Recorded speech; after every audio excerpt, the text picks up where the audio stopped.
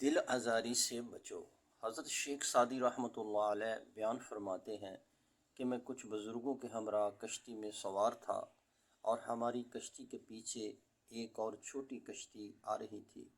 اتفاقاً وہ چھوٹی کشتی ڈوب گئی اور اس میں موجود دو بھائی بھنور میں پھنس گئے۔ ہماری کشتی میں موجود ایک بزرگ نے ملا سے کہا کہ تم ان دونوں کو زندہ نکال لاؤ تو تمہیں ہر ایک کے بدلے 50 دینار دوں گا۔ ملا نے دریا میں چھلانگ لگائی اور ایک بھائی کو زندہ بچا لیا جبکہ دوسرا مر گیا۔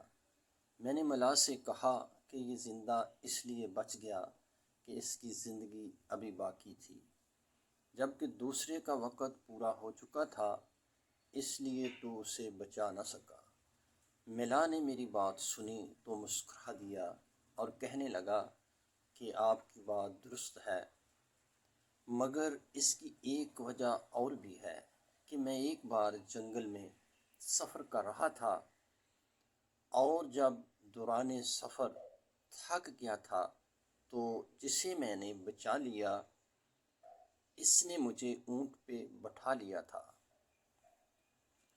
اور مرنے والے نے بچپن میں ایک مرتبہ مجھے کوڑے مارے تھے جس سے میری دل آزاری ہوئی تھی۔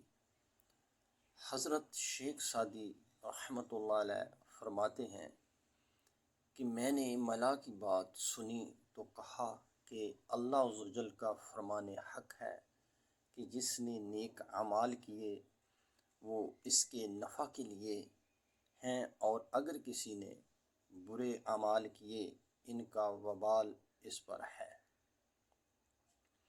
جہاں تک ممکن ہو کسی کا دل نہ دکھاؤ، اس لیے اس راہ میں بے شمار کانٹے ہیں اور درویش کی حاجت روائی کرو کہ تمہارے خود کے کئی کام ابھی باقی ہیں۔